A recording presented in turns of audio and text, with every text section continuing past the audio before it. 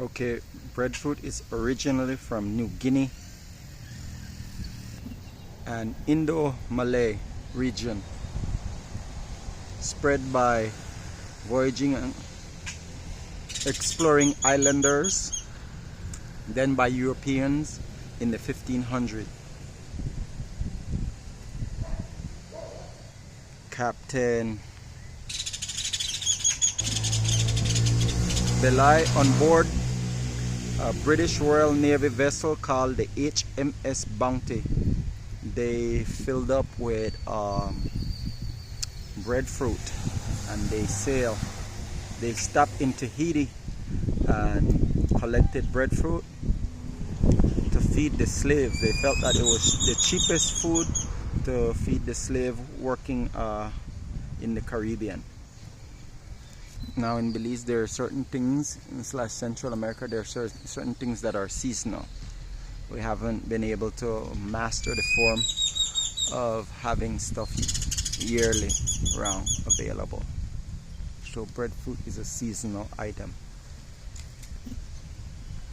Cassava, the market that I went to, they didn't have cassava, so I couldn't get it. So I'll try later on and have a, see if I can use it in another video to show what it looks like at a different time. But cassava was domesticated and spread via around 10,000 years ago. And the birthplace of cassava was in South America. It was domesticated in South America roughly 10,000 years ago. Then you have ground provision. I learned that the way to look this up, you have to use ground provision. That's what is called ground provision. Most Caribbean / Central Americans know it as cocoa. But when you Google it, it's kind of hard to find it by that name, ground provision. Okay, the ground provision / cocoa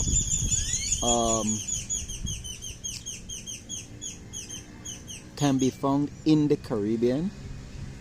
Some are native to the Caribbean, while others are from Africa and Asia. You have the yam. I couldn't find that in the store as well, so I don't have what it looks like.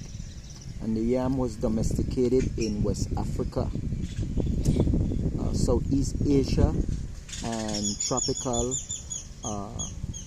Latin America and the Caribbean, quite possibly. Coconut, also from Southeast Asia. It was transported by way of the Pacific, either the Pacific Ocean itself, and by way of the Indonesians or the Polynesians. And something about the Polynesians, they were also trading in the Caribbean as well. In other parts of Central America and Mexico on the Pacific coast. Plantain is from Asia. You have the horn and the French plantains, and those are the two dominated ones right now that you can find globally. India, Africa, Egypt, and tropical America. Those are the regions where it's kind of highlighted that they mass produce them or grow them in bulk for shipping at a global level. Sweet potato, the Western Hemisphere, Central and South America. I was supposed to do this video at another establishment, but things didn't go according to plan, so I had to take a different route. So you can find cassava in Cuban / Puerto Rican cuisine. It's huge in Jamaica as well. Here in Belize, the Garifuna, they do use it, and you have the Creoles that do use it. They use it in cow foot, Cuba, it's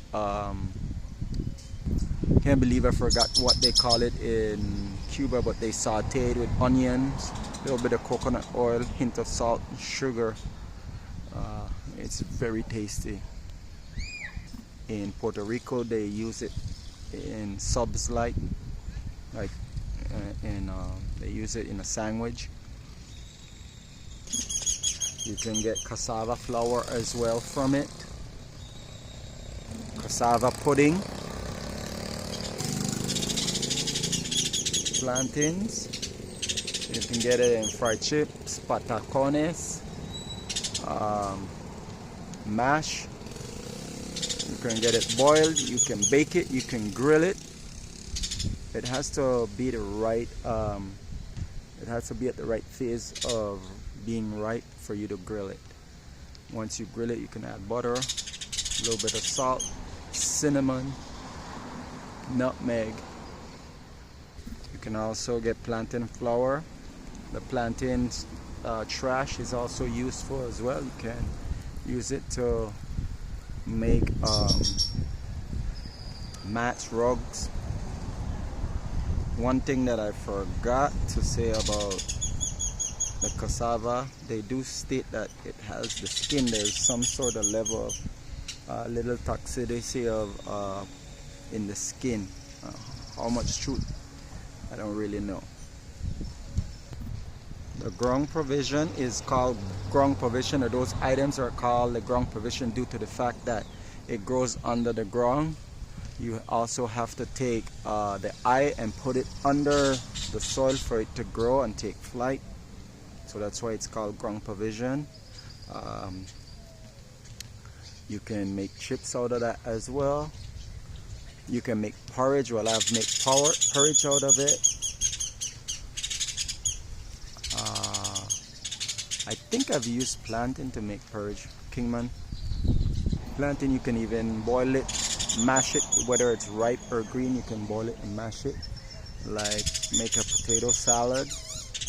You can add different things to it. I should try to make one of those. I haven't made one of those in a while. See if I can get someone make a plantain salad. With the breadfruit, you can bake it, you can fry it, you can roast it, you can eat it with fried fish, you can eat it with eggs, you can eat it with gravy, you can eat it with jelly. So the primary objective of this video is to like kind of highlight, to show that how we as human beings, we tend to look at certain things and use it as a form or a tool to separate us and say this is your identity based on your appearance, your external appearance. But spiritually we're connected. Like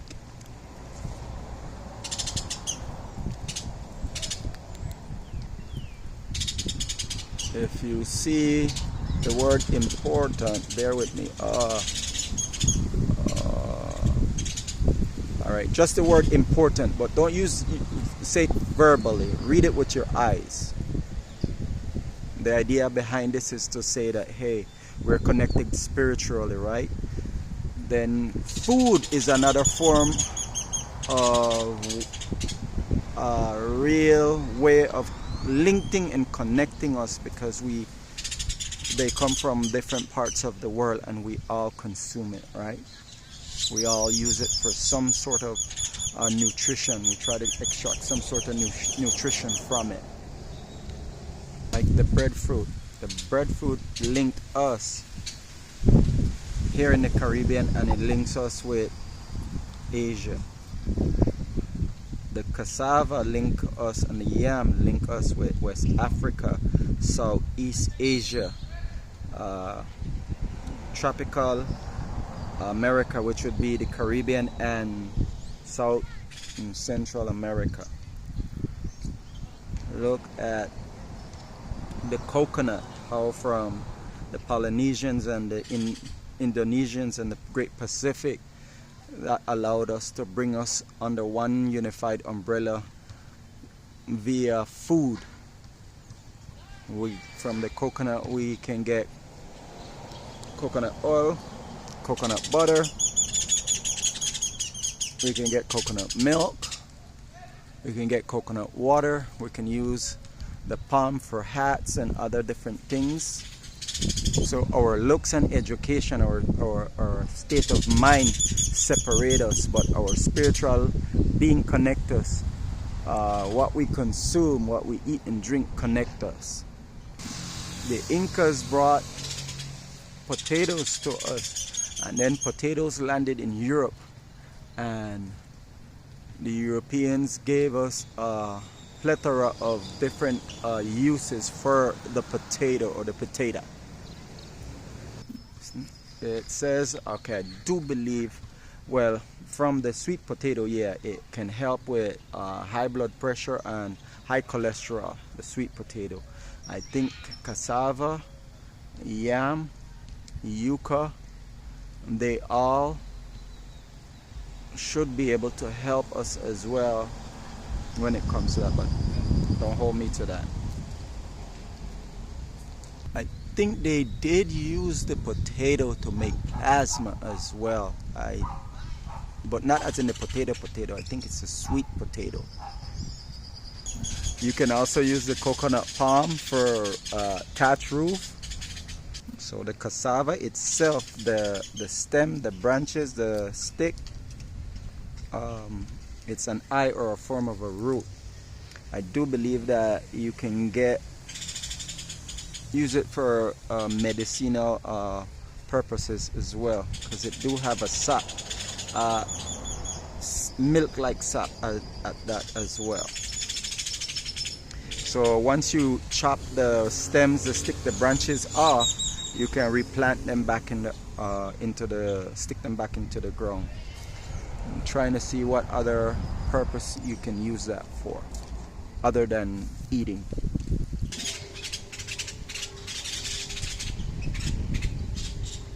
The first tomatoes weren't red; they were yellow as well. They were a lot smaller too, tiny.